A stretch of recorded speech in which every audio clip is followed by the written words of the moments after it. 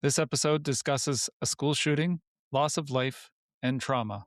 Listener and viewer discretion is advised.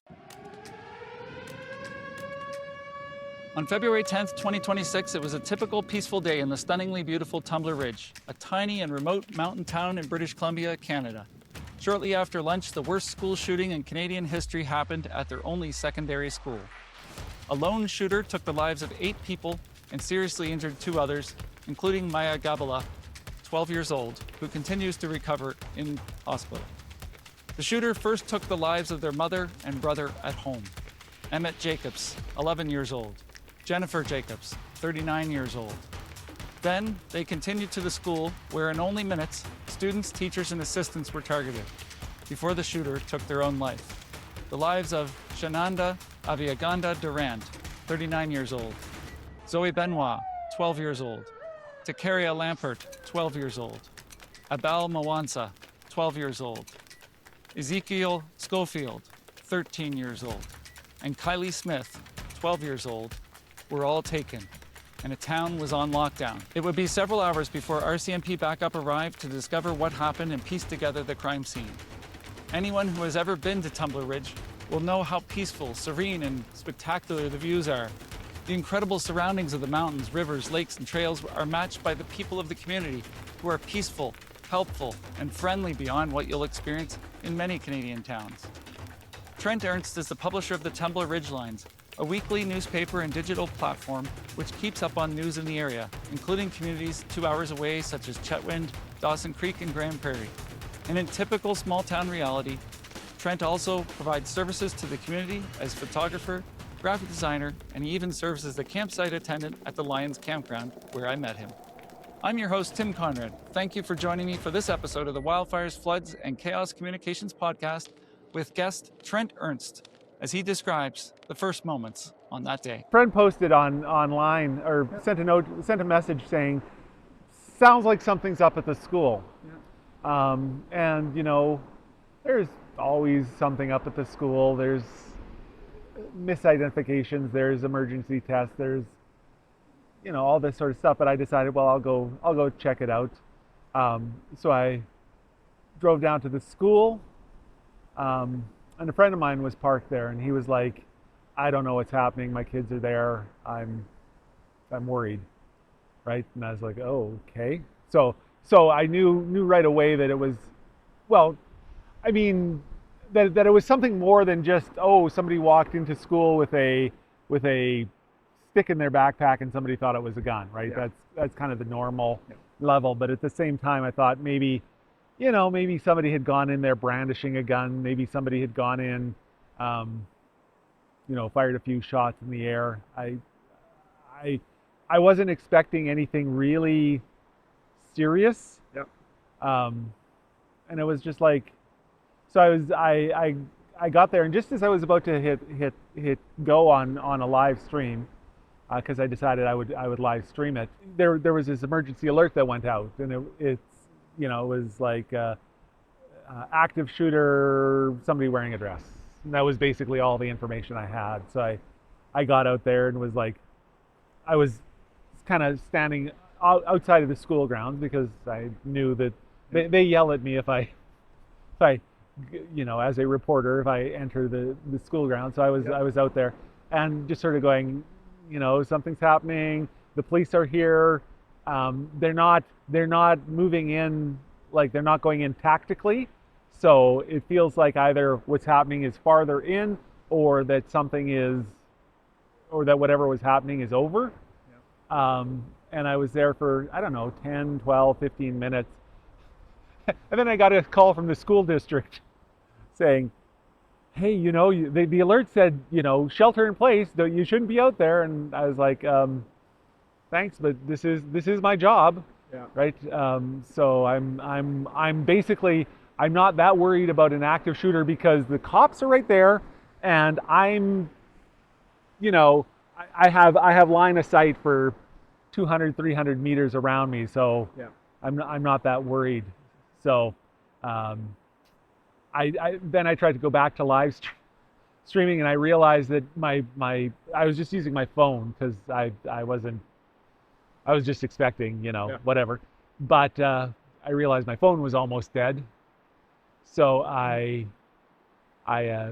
stopped and I went home. I heard that there had been the RCMP were also looking at this other house, so I went by there, took a picture, went home, and started just live streaming from my computer. Sort of thinking, well, okay, it seems like something more than somebody misidentified, because it's bigger news. And then I did that for a couple hours, and then the news came out that there were people dead, and it was just like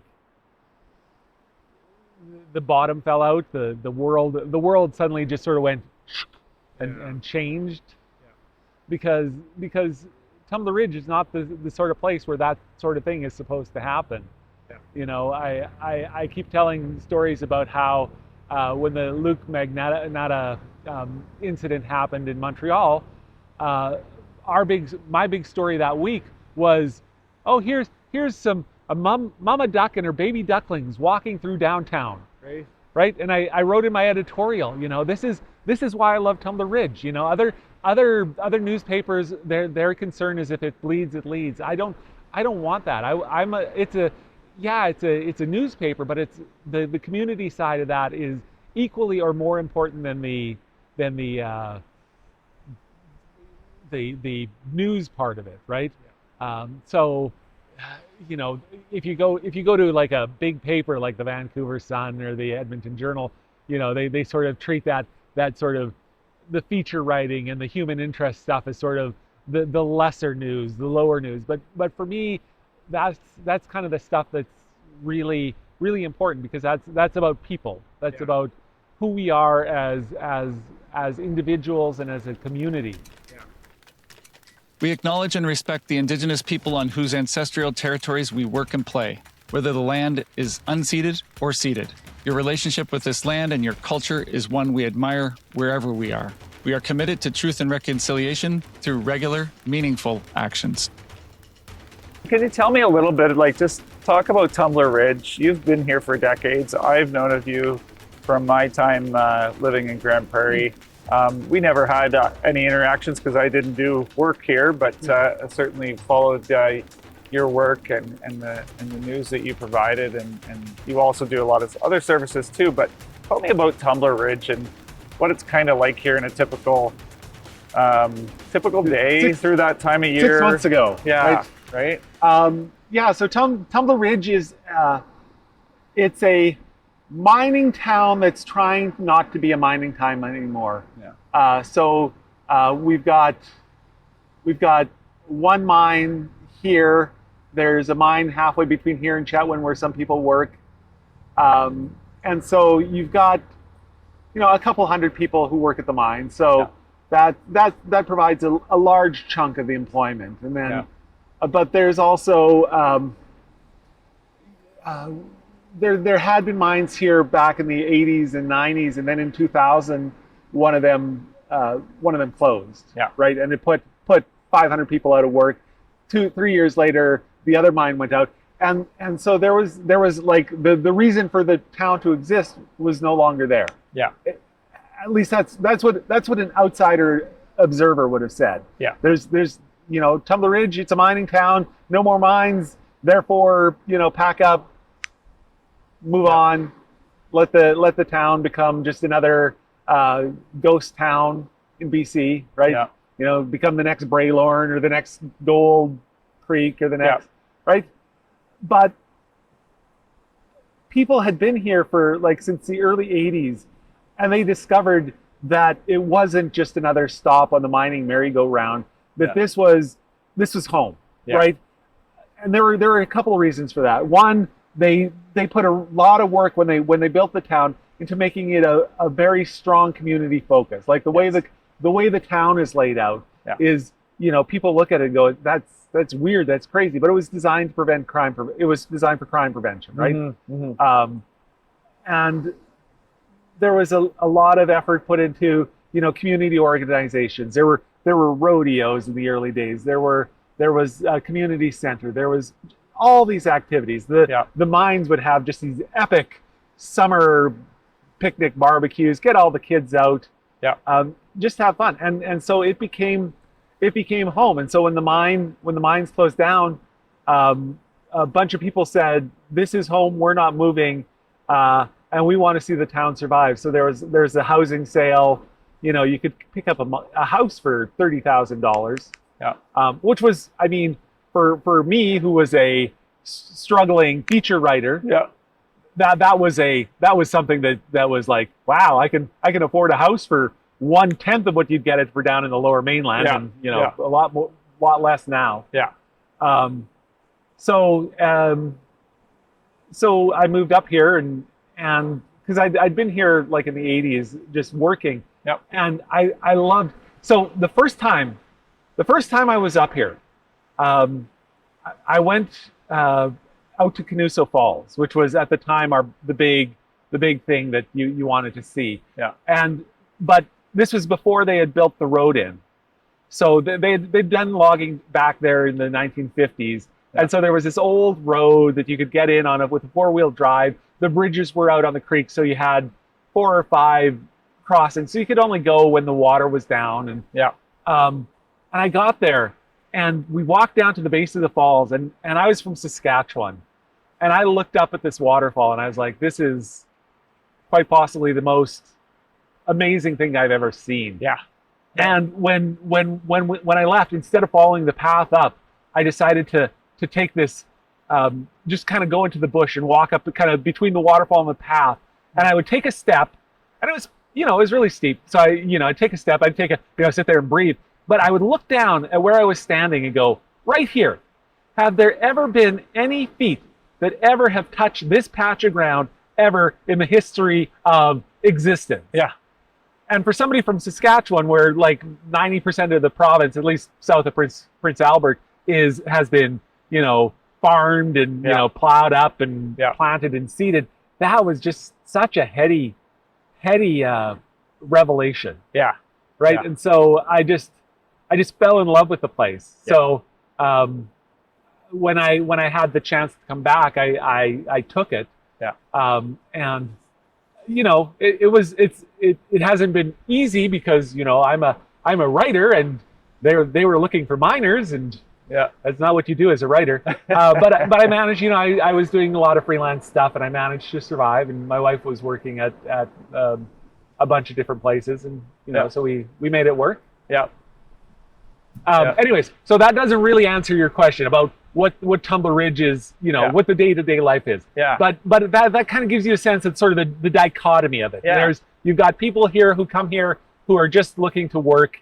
They spend 7 days working, they go home for 7 days, and it's just a job. Yeah. But then you have this group of people who are passionate about Tumbler Ridge, who love the place, who love the community, and who love just this, right? They love the nature. Yeah. Right. We're kind of one of the right on the edge of an area that had never been really explored. That's right. Yeah. Right. So you kind of go west from here, and you know that there's been First Nations in this area for centuries, and that there's been explorers and trappers, but there were not a lot of signs of settlement and development. So. Yeah. So you've got kind of those two groups that live here, and and then you got just the people who are followed their spouse or but it's not a very active town, right? It's not a I've always wanted to do a thing about like, okay, it's rush hour in Tumbler Ridge, and we're sitting here at the the corner of Main Street and Monkman Way, and we're sitting here and yeah, we don't have any traffic yet, but we'll let you know when it comes by. All right, here we go. Okay, I've been here for a couple minutes. Oh, I think I see a car. No, it's not turning down here, so it's not coming into downtown. But right, so it's very so slow. Perfect. And so there's the good side of that, but there's also drawbacks, right? There's you run out of milk at 8 o'clock at night. Yep. And there's no place to get milk. Yeah, that's right. But so you have people who just kind of love it here, who live here, who enjoy it. For myself, I try and get 5 kilometers of walking in, and trying not to follow the same trail all the time, because there's just so many little deer paths and ATV trails and bike paths and that you can just kind of go along. Like right now, there's a trail right beside us that, you know, if we follow it that way, it goes 8 kilometers one way. If we follow it that way, it goes 11 kilometers the other. Yeah. Right. And you know, you can just sort of, you know, you can just always explore both in the grand sense of like climbing to the tops of mountains, and in the micro sense where you're sort of, you know, going, oh look, here's this flower I've never seen, or this tree is doing something that I've never noticed before. Yeah. Or there's just some dinosaur foot tracks across some rock in a random location. You know, I know this is kind of off topic, but one of my first jobs when I moved here was actually we were building trails. Yeah. And just upstream here, there's a place called Cabin Pool, which is where they found the original dinosaur tracks.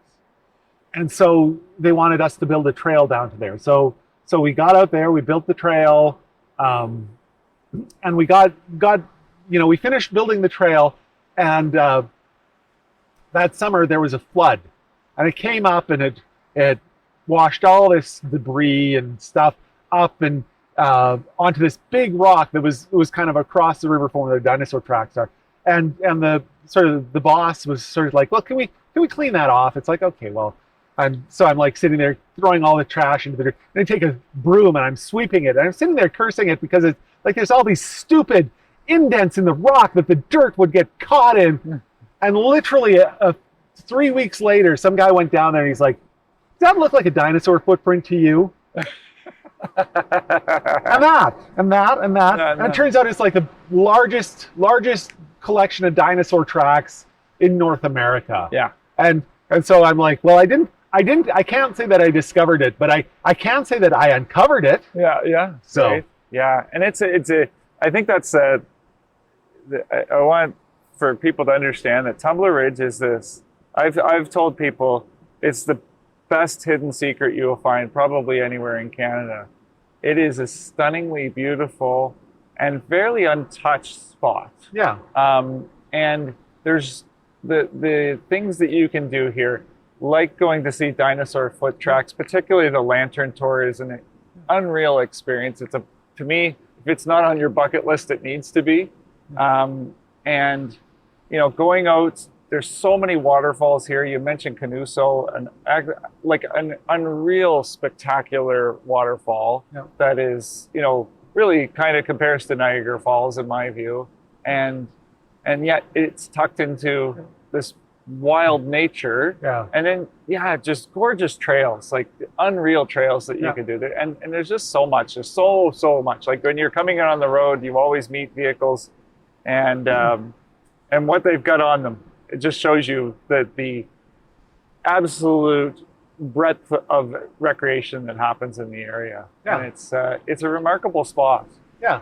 I mean, if your thing is going to the movies every weekend and going shopping, this isn't the place. But if it's going out and spending time in nature, if it's, you know, going downtown to just pick up a jug of milk and spending half an hour because you keep bumping into people that you know and want to talk to, then this is an amazing place. Yeah.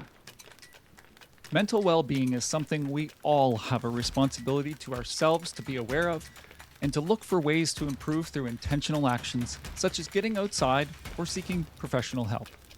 As a responder, consider taking mental health first aid, which has been very important for the work I do, interacting with people during large emergencies, from residents to responders. If you are in urgent need of help in Canada, dial or text 988. You deserve to be heard. They are there to listen. It is a safe spot to talk 24 hours a day, every day of the year. Yeah. And so what's, you know, you had that first day of things after the shooting, and it rolls, then you start to see an influx. So tell me about that influx that comes in and what that experience was like. Yeah, so I spent basically the 24 hours after that, a lot of it was sort of doing media interviews, right? Yeah. Because, you know, the BBC is not going to be able to get somebody on site within, you know, 12, 24 hours. Yeah.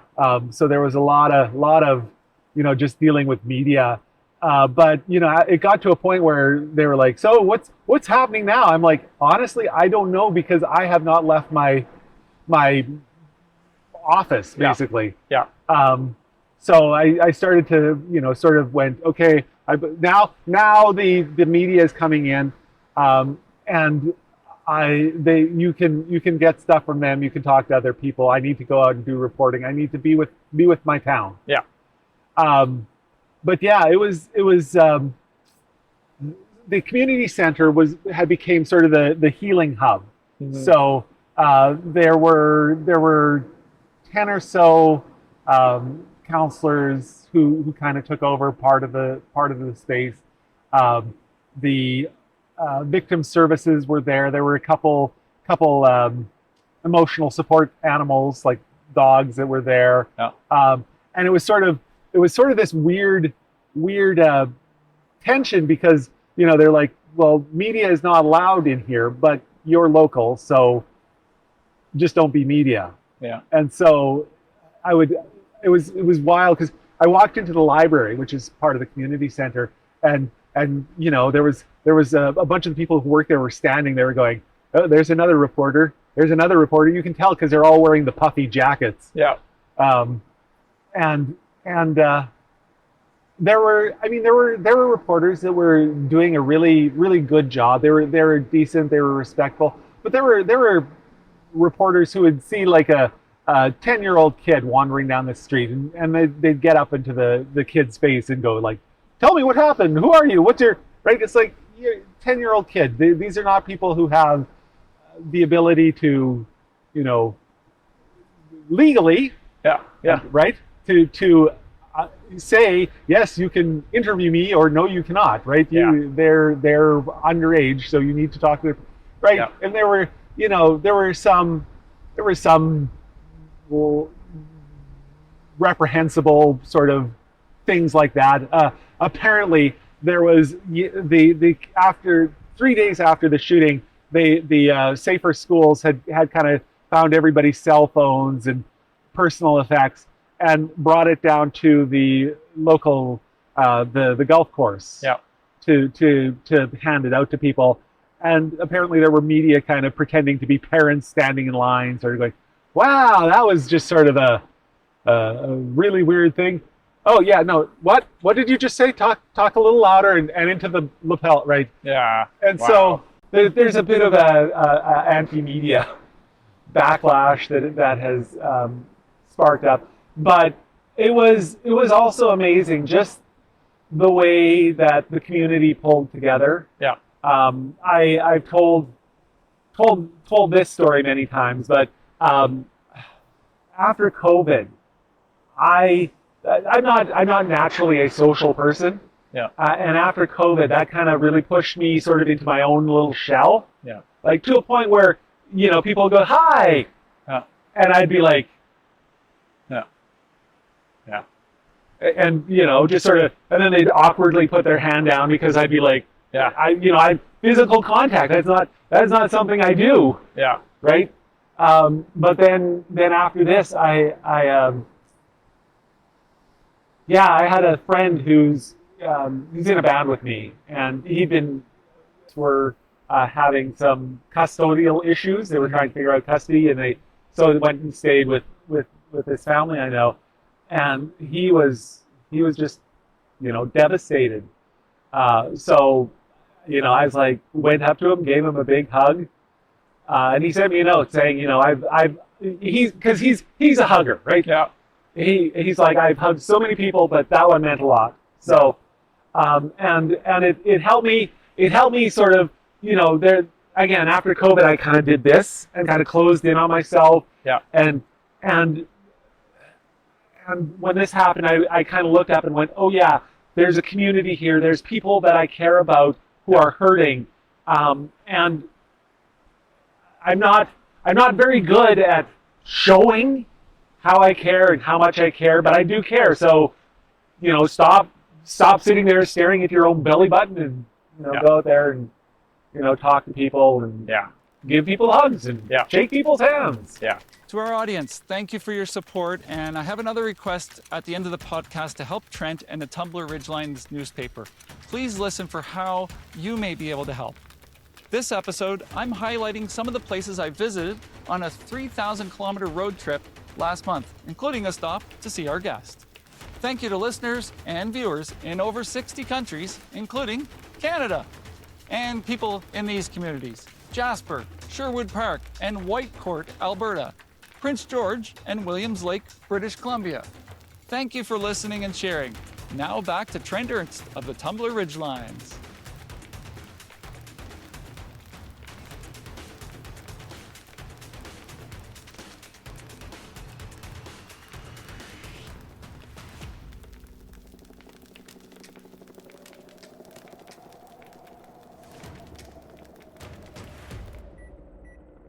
It became a little unfriendly for the media because of the way they were acting.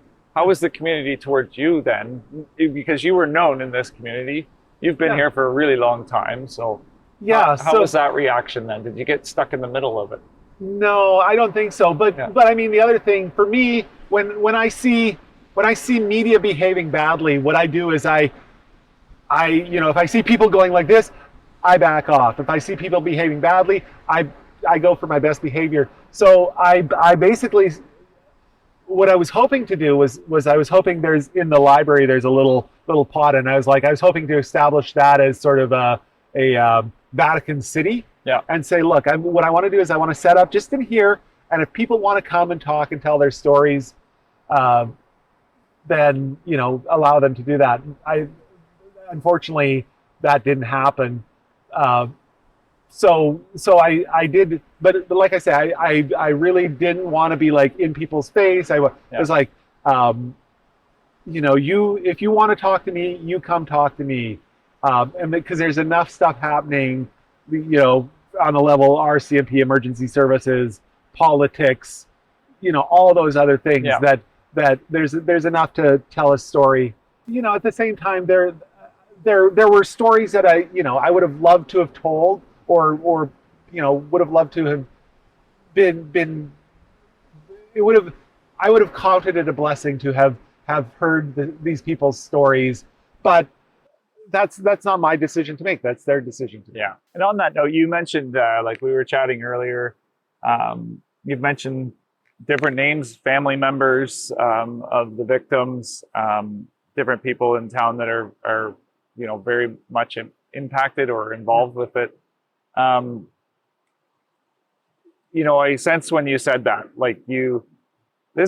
how many people live in Tumbler Ridge? It's 2,500. 2,500, right? So everybody knows everybody, right? Yeah. I think that's safe to say. Obviously there's some people coming and going that are workers when you're in a mining world.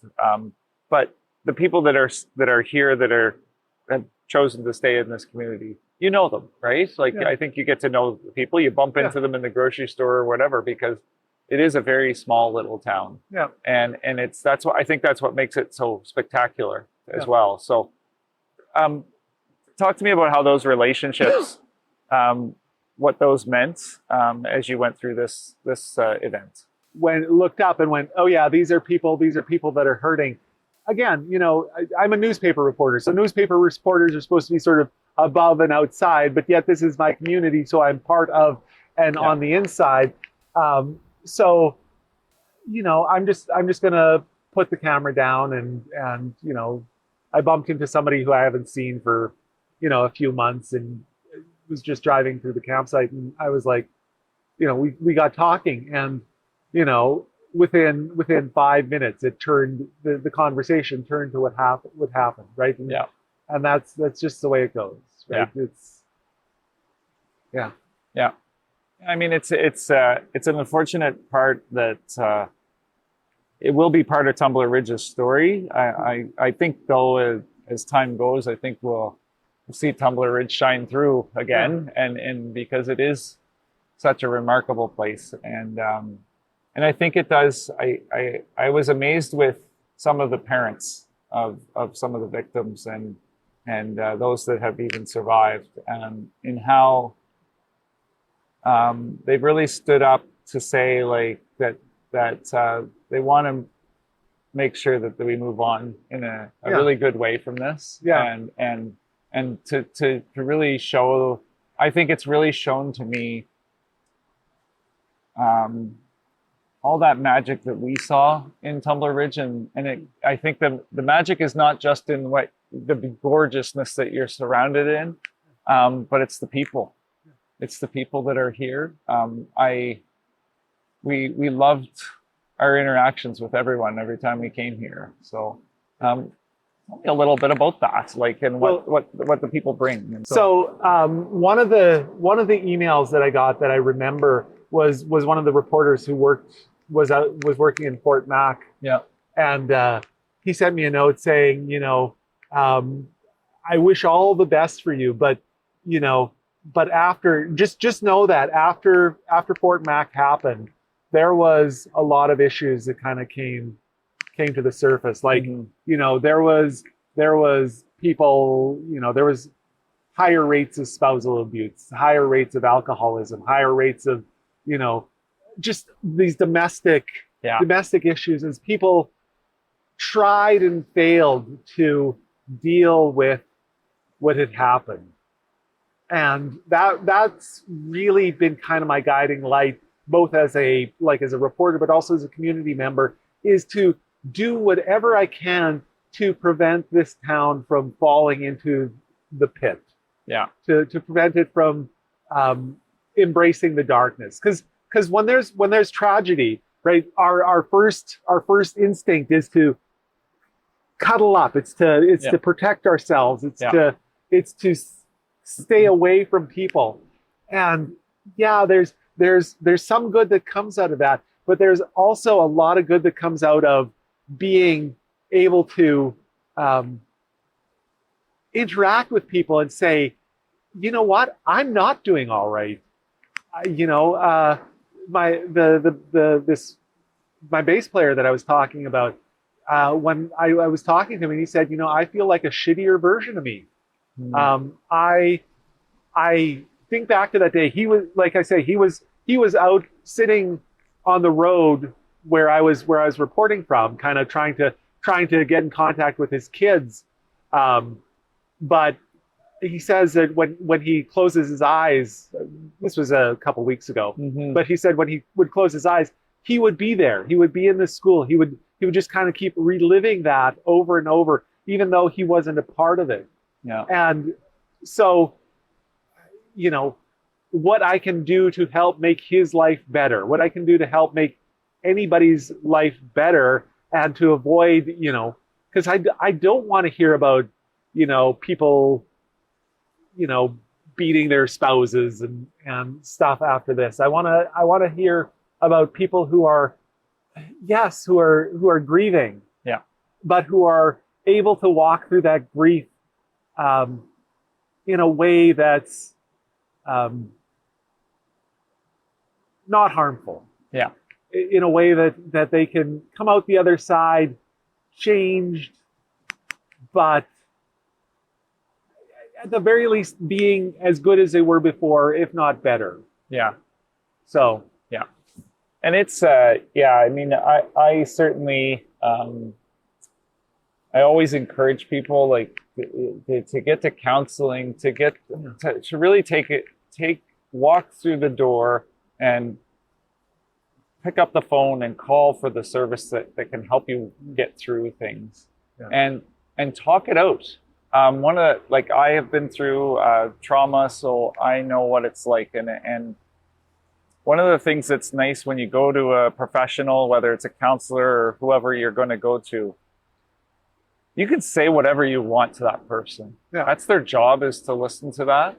And I think that was the nicest thing for me. It was a safe space to say whatever was coming out of my heart and my mind. And so I think that's, I want to commend you, because I noticed when I looked, the stories that you've been doing, you're talking about those sorts of things, and you are bringing them up and making them part of this story and starting to weave that in so that people don't feel alone, I guess, you know? So. Yeah, well, one of the things that I really wanted to do was find somebody, like I wanted to find the world's leading expert in trauma counseling, and found one of Canada's leading experts in trauma counseling. Yeah. But what she's doing is she's writing a story for the paper every week. Right now, she's just walking through the 7 stages of grief. Yeah. But as part of that, I'm also doing an interview with her. The paper is bi-weekly, so every 2 weeks I'll sit down and talk to her, and I'll just have people come in, ask questions, just, you know, say, you know, this is how I'm feeling. Well, you know, okay, here's some things that you, right? Here's how that, you know, it's okay because it feels so, sometimes you feel so alone, right? That's again, it's that nobody understands. I'm gonna like come into myself and just not be, you know, sort of hide from the world. But everybody in this town, to some degree or another, is going through this. Everybody in this town understands what they're going with, and even people who are not here, like just the impact that this has had across the province, across the country, across the world, is just, you know, it's amazing the amount of goodwill that people have for Tumbler Ridge. Yeah. At the same time, there's also this sense that people are forgetting, right? Oh, you know, you're from Tumbler Ridge. Tumbler Ridge, that sounds familiar. Oh, isn't that place where, right? And that's not a bad thing either. One of the things that happened after the shooting was the town was nominated to be for Craft Hockeyville. Yeah. And we came in second place.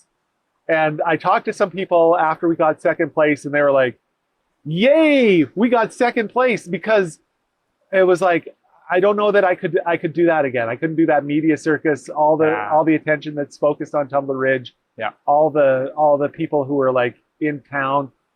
You know, this gave us something to work for. It gave us a sense of pride. It gave us something to focus on outside of ourselves, a chance to come together as a community. Yeah. But at the same time, it was also to go to the next step might have been a little too much for people. Yeah.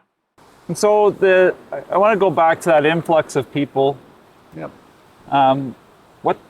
What did you see? What types of organizations, and what kind of, you know, you mentioned it's about 2,500 population. What do you think the population grew to at its peak? It was probably at its peak. So the peak was when the Prime Minister and the leaders of all the parties came to town for a vigil, and at the time, I mean, there were probably 200, 300, 400 extra people. Some of them were people from surrounding communities come to support Tumbler Ridge.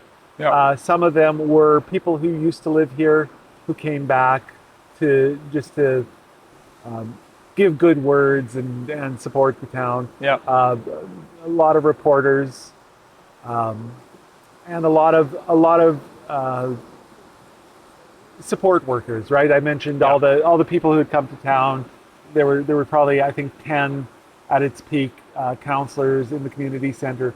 But you know, that day there was somebody showed up with a pair of emotional support horses, and as I was walking over to the community center after the vigil, you know, here's just a couple of horses. Yeah. Want to come pet a horse? Sure.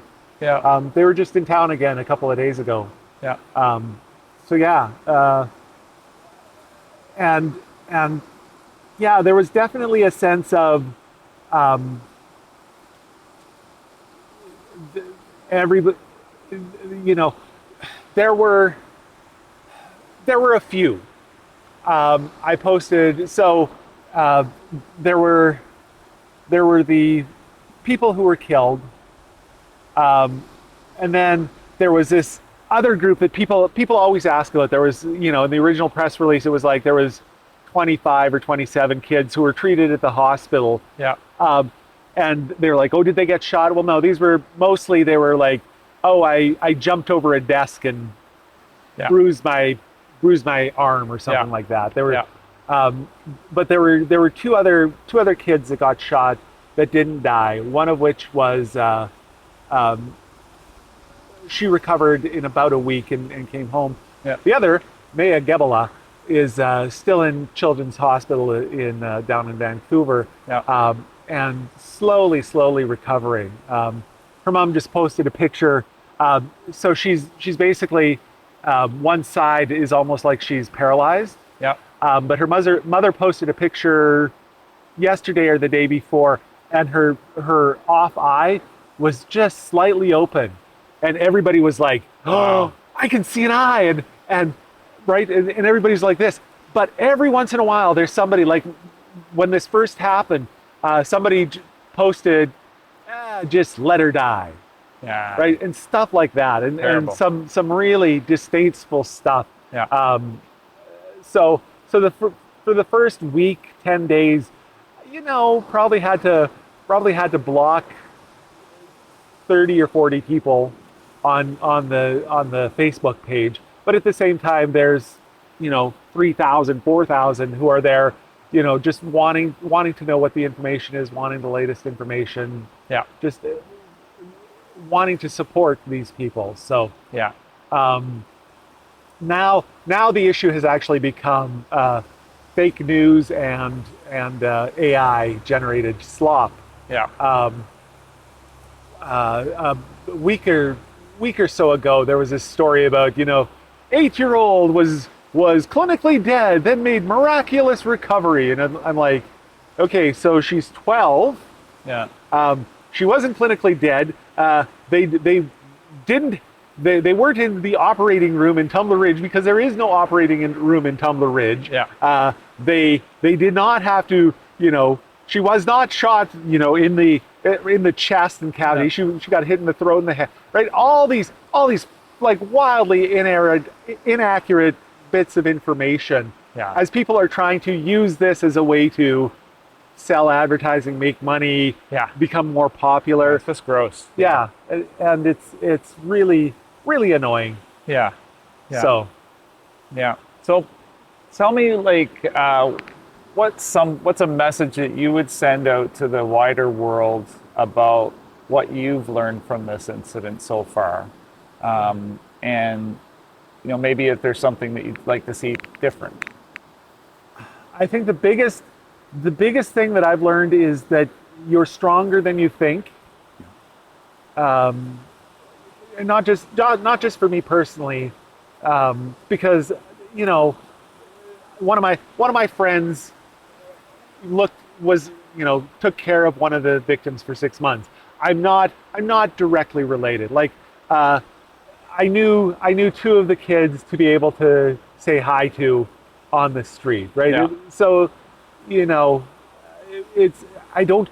not that intimately connected with the people, but watching my friends as they work through this, it sucks, it's hard, but you can get through it. They say time heals wounds. I don't know that time is the only factor. I know people who've had tragedy 10 years ago, 15 years ago, and it still lives with them. Yeah. So time isn't the only factor. There is definitely a sense where you need to be able to work through it. Usually that means talking to people, and that in itself can be hard. And it's okay to cry, to mourn. I mean, here we are 3 months after the fact, and I've done this interview on the edge of tears all the way through, because even though it's it didn't directly affect me, it directly affected the people that I care about and the community that I care about. And so I still, you know, feel grief and loss for, the people that I know and the people that love the people that were killed. And Yeah. there was a 13th birthday party for one of the victims, and I was there, and so people were telling stories like, oh, he was this, he was that. He always had this great smile, and there was this friend of the family who got up and was talking about how she had made a chocolate cake for his mother, and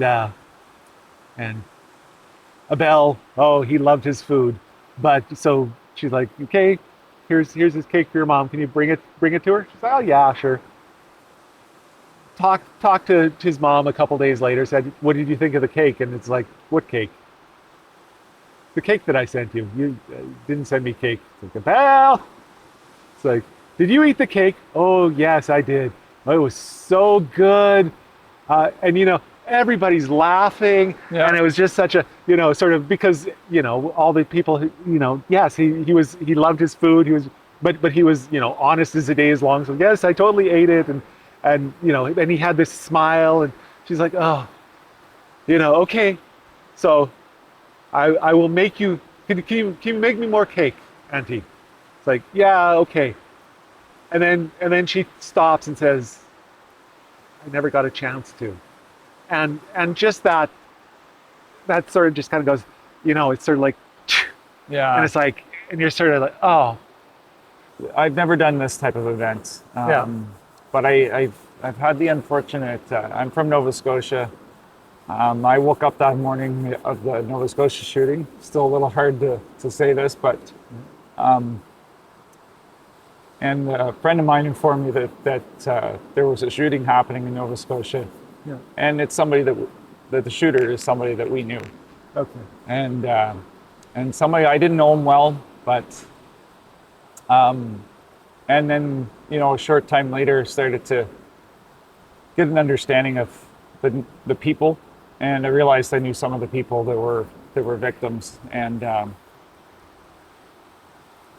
so we, that wasn't an event I was involved in, but it's one that hit very close to home, just like this one does, given that we had such a close tie to this community in our time living in Grand Prairie and visiting here. And I think you have such an important job as all the journalists and then all the communicators and so on. And we capture these stories and make sense of them. Yeah. And piece them together so that other people can feel and understand them as best they can. Yeah. And I just want to commend you for the incredible work you've done through this tragedy. It's very difficult work. And on that note, I'm wondering if you have any sort of thing that you've learned so far, any lesson that you've kind of would like to share that would help others that may get into that position, and how you kind of go through hour by hour and day by day to continue doing this important work.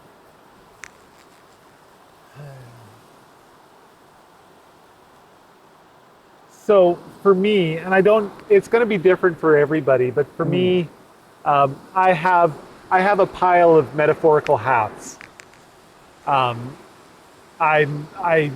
So because I got into newspaper business by doing photography and writing, I'm also a photographer. So I have this photographer hat that I put on and I go, hey, how's it going? All right, smile, dance, laugh, hey, Yeah. Wah, right? And then you take that hat off and you put on your reporter's hat, and there's a sense of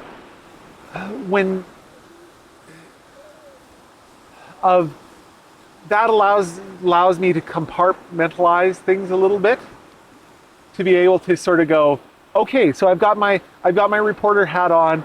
I can now talk to you without, becoming a blubbery mess. Like, here you're talking to me, and as I said, I'm just on the edge of tears all the time from this there. But if I were like talking to you in the reverse, and I had my reporter hat on and not the community member hat on, it would be different, because I would be able to have that little compartmental. It doesn't mean that I'm going to live there all my life. It doesn't mean that this is the only part of my personality that exists. But it allows me to work through those situations. I also do, as part of my job, I also need first aid training. Yeah. And so, when you do the training, it's like, oh, look, here's a severed foot. And it's like, okay, but when you're doing that first aid thing, you put on your first aid attendant hat, and you're able to sort of work through things that way too. Yeah. So, I don't know that that's a profound insight for the rest of the world, but it's one of the things that kind of allows me to work through this. By being able to say, okay, I'm Trent the reporter, and I can interface with people on that level. Yeah. Whereas as I'm Trent the human being. Yeah, and it's I think that's it's a great way of putting it. You do compartmentalize, and you have a role. Yeah. You have a job, and you focus in on that job for that time, and then you shift into what's next, right? And what's needed next. And I will say, for that first week, I could not do that job. I could not write anything. And I suppose I might have been able to sit down and power through, but I found that what I really wanted to do, or what I was doing, was I was getting onto Facebook and live streaming, and just talking to people, answering questions. There's the RCMP is doing a press conference, so let's go watch this, and then let's talk about it. I actually, the memorial issue, the one that came out right afterwards, it's 90% written by a friend of mine who lives in Chetwynd, who used to run the paper there. So almost all that I wrote for that one was the editorial. Yeah. Because that one I wrote like a week later, and by that time I was like, okay, I'm good. But yeah, it's hard when you're going through that, but it's also okay. Yeah. Yeah. And so my last question to you before we get to the final little bit is, you've had a lot of interaction with the families. I've gotten that sense from you in our conversations. How have you navigated that with the families? Well, like I say, I haven't actually done a lot. I've done some, but I have been very much, like I say, if you want to come talk to me, that's your prerogative. So I mentioned that I wear a photographer's hat. So I've been to 2 of the funerals as a photographer, specifically to document it as a photographer. For one of them, I was just like, okay, I'm just gonna like take some pictures, just so you have it to remember. Right. And if you choose to post these anywhere, that's your choice. If you choose to send it to the paper, that's your choice. Right. I'm not gonna do that. You've gone through these last number of months. What do you see as, kind of what your next steps are as you take? You are an important part of guiding this community through this. So what do you kind of see, and what are you sort of thinking of? I mean, I know for you, we've chatted a bit already, and it is a kind of a day-to-day thing. So I know that there's probably not a whole lot of strategic thinking, but where do you think you're gonna go? I think I sat down my floor plan. I think it was 3 or 4 days after this happened, because there were people sort of like I say, there were people saying stupid things online. And I made a post on Facebook saying, you know, we can have hard conversations. We can talk to people who disagree with us, but without it turning into a he said, she said, without it turning into a you suck, I know everything and your opinion is completely invalid. And so one of the things that I am trying to do is to leave space for those conversations, but also help people navigate those conversations with sensitivity, right? So the big issue right now is the government announced that they're planning on demolishing the secondary school and building a new one. And there's this group of people who say that's the best outcome that we could have had, and there's this group of people who say that's the dumbest thing I've ever heard. And trying to find ways to talk to, say, okay, let's not, okay, we have differences of opinion, but let's not form into camps. Let's not form into, opposing organizations. We're all part of this community, and we can find ways to figure out how to express these opinions without, throwing stones at other people. Right. So, when I'm talking to this group, it's like, oh, but have you considered this argument? Have you considered this argument? I'm not part of this group, or I'm not part of that group, but have you when I'm over here, what about this? What about this? Right? How many, for talking to the people who think this is the worst idea, how many kids are you willing to leave behind then? Right? There are kids who have stated point blank that they are not going to go back to that school. And they asked them, well, what if we took and completely changed it up, knocked down all the walls, rebuilt it on the inside? And they're like, maybe, but I don't know. And so are we willing to, how many kids are we willing to say, okay, well, whatever, you don't need your education anyways, we're going to continue on at the school that we've got. Is it 1? Is it 5? Is it 10? Is it 20? How, at what point in time do we say, we've got the school, but there doesn't seem to be anybody there. What's wrong? So, so I mean, but it's a big issue, right? Because it's going to cost a lot of money, and that money could be better spent just in this community to get better healthcare outcomes, to get better mental health care outcomes. Because mental health is, I mean, the reports have not been released, but currently the everybody thinks that one of the biggest things is that if the shooter had better mental health supports, this might not have happened. Might have, but it might not have. And it's hard to, you can't go back. But you can't go back. But if we were to put some of that money into getting better mental health supports, maybe we could prevent something like this from happening again. Right? So there's legitimate arguments on both sides. There's good arguments on both sides. There is no right decision. There is no wrong decisions, but you still need to make a decision. There are decisions that have benefits, and there are decisions, but that same decision will have consequences. And if you choose the other position, that decision has benefits, and that decision has consequences. And navigating that is hard, but at the end of the day, I think it's worthwhile. So.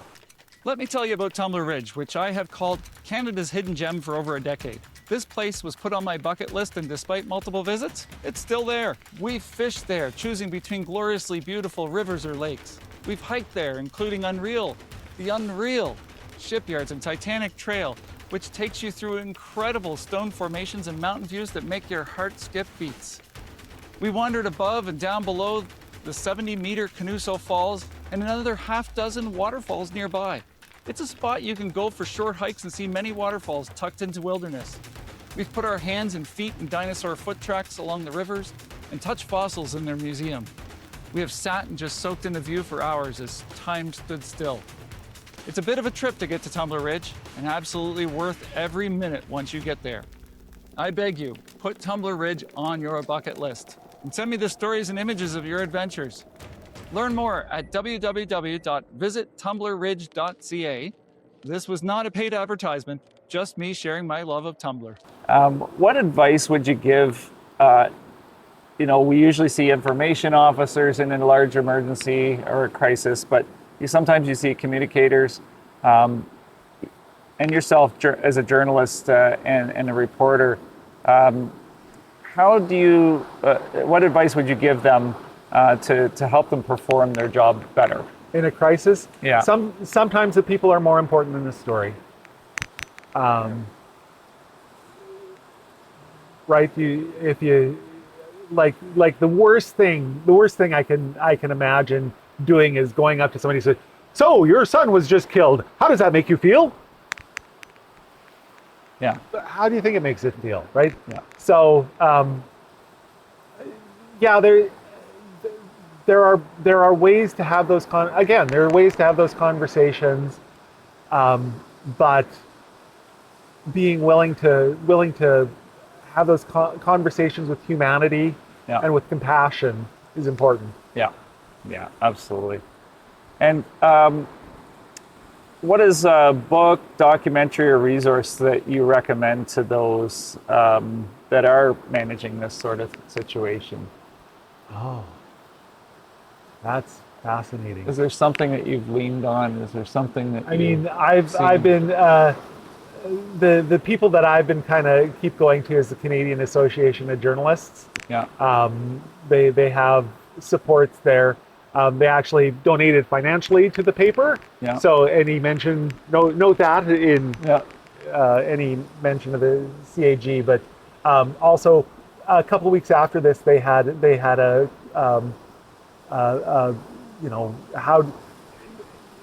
seminar, basically exactly this, and it felt like they did it almost specifically for me, right? There were other people who showed up, but it was like, how do you, as journalism in times of crisis, journalism in times of trauma, how do you work through that? So yeah. So for reporters, the Canadian Association of Journalism, and just more broadly, like for what I do, I'm not part of any association, right? I'm just me kind of doing this.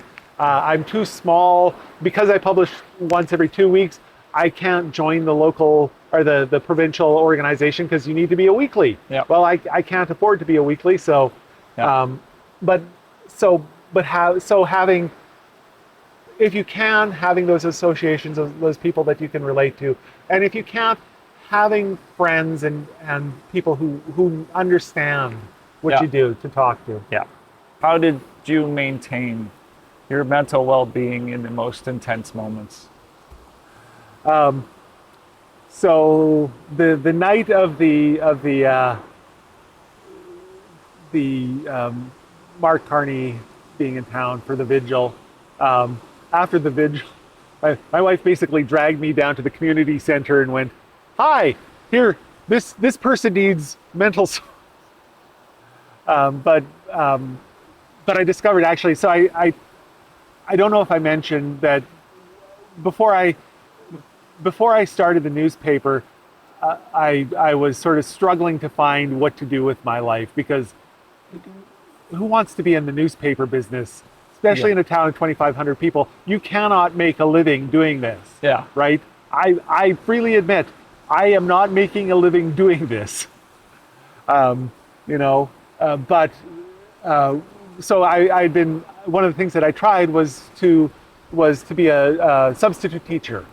So I literally worked with the grade 7 class, a class that was, this one, but like 6 years ago. Yeah. But while I was there, they did have a mental health support worker who would come to town, and I would talk to him just about things in general. So we'd talk a lot about books, because I love books, and so we'd get, and he was one of the people who was counseling that first week, and I was like, okay, I know you want me to talk to people, but I want to talk to Miguel.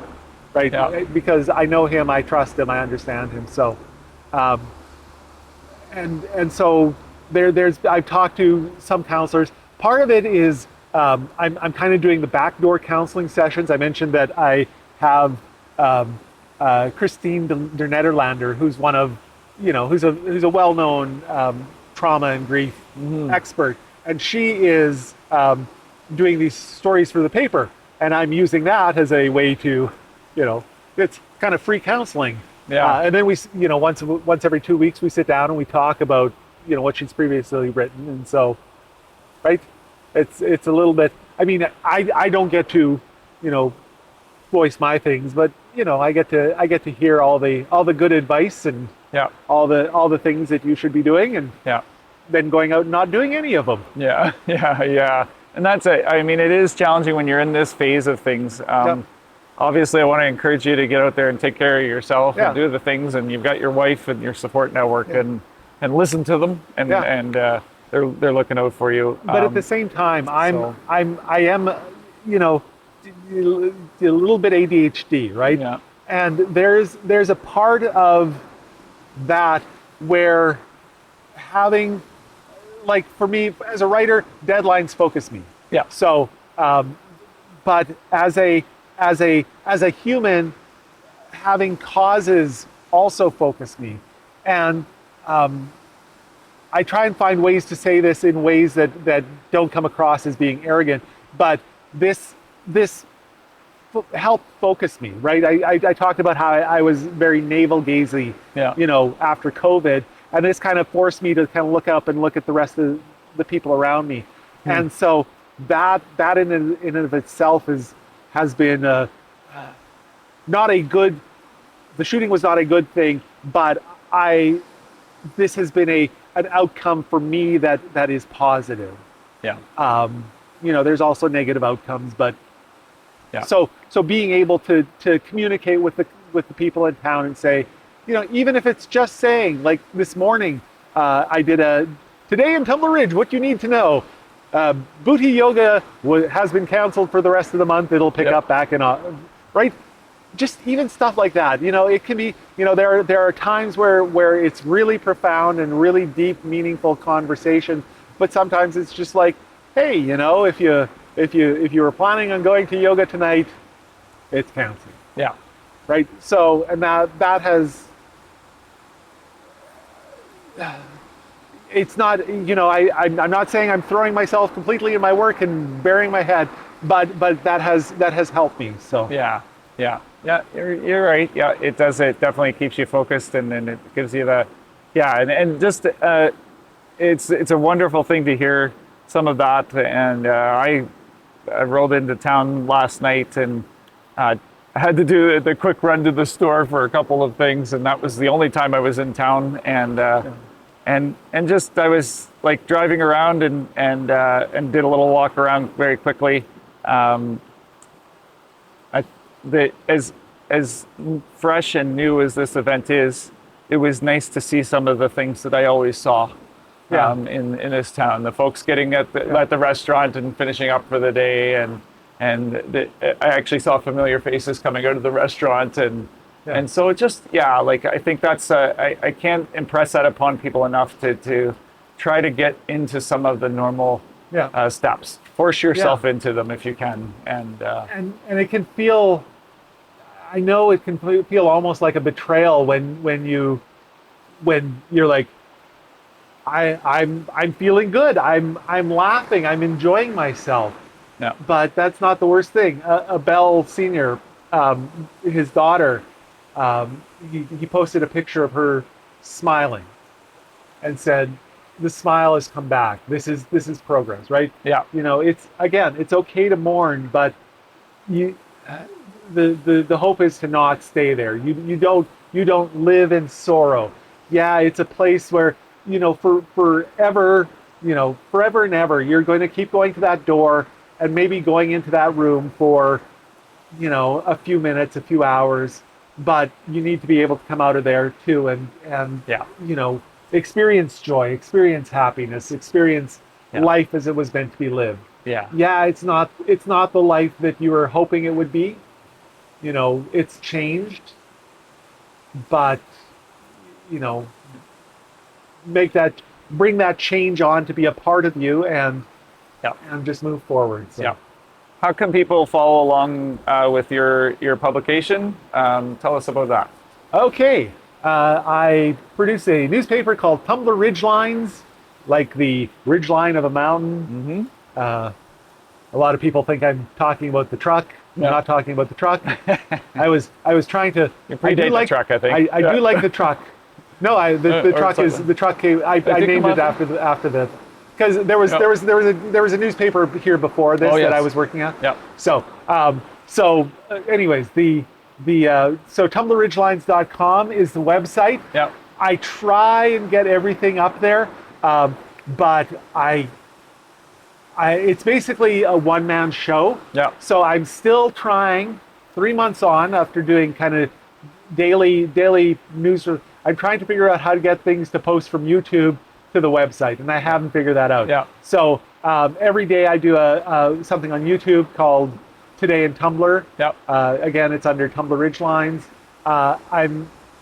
Despite my dislike of social media in general, and Mark Zuckerberg in specifically, I am fairly active on Facebook as well. Yeah. So there's a Tumbler RidgeLines Facebook page, and I sort of toss a little bit in, like, none of them is the same. They all have slightly different things. So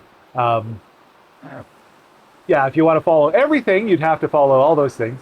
And then as a photographer, I'm eye for detail photography. It's wonderful to talk to you. Thank you for taking this time together. And I want to commend you for the work that you've done. We don't always sign up for these things. I've often said for me, I'm in the wrong place at the right time. And so that happened to you. You've stepped up. I have been so impressed with the work that you have done through this incident, and I've been following along throughout, and raising this community up through this darkness, and to just show that the community will live on, and we'll get through this. So, yeah, thanks so much, Trent. This interview is going to end with a hug, my friend. Thank you very much. And the sound of two lights crashing. This interview was not planned. It just happened. I want to thank Trent for his openness and honesty, and especially for taking on the role of helping the community move away from darkness. Trent's publication is small, and he could use any support we could give him as he navigates the next few years. He doesn't know this, but I'm looking for your support to improve his operation. Outside this interview, I learned he could use a boost in equipment and knowledge so he could do the important work ahead as best possible. And I'm asking if you have any audio, video equipment or maybe services you could donate, please reach out to me. This isn't a sponsorship opportunity. It's one where I'm asking for your help with no expectations of anything in return, just good kindness. Time to help with such things as connecting his website to YouTube or giving a little coaching and support. Perhaps there's financial support to ensure his publication and platform are strong and able to support the path to community healing. You'll find these things at www.communicationspodcast.com/help, where you can learn more and maybe help lift up Trent and others in his community. Every little bit helps. Thank you for joining me on this episode of the Wildfires, Floods, and Chaos Communications podcast. Nan you Stan. Hear me later. Shout out to Naomi! Yeah. Naomi Larson! Yeah. You're the best.